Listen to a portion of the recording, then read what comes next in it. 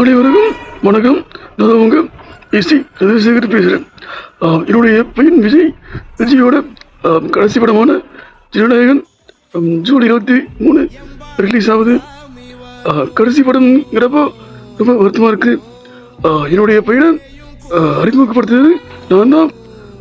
1984 captain Vijay வந்தவரோட படத்தில் சின்ன பையனை நடிக்க வச்சது நான் தான்.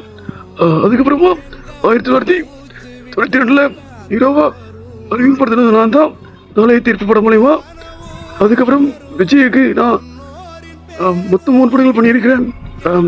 நாளை தீர்ப்பு, செந்தூர பாண்டி, அப்புறம் பார்த்தீங்கன்னா தேவா, 3 படங்கள் பண்ணியிருக்கேன். அதுக்கப்புறமா விஜய் வந்து பல படங்களில் நடித்தார். பல வெற்றிகள், பல அவமானங்கள் கடந்து இன்னைக்கு தமிழ்நாட்டின் முதலமைச்சராக இன்னைக்கு இருக்காரு.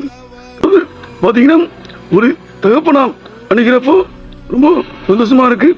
அவரோட பையனோட சினிமா பயணம் ஜூலை 21 முடிவு வருது.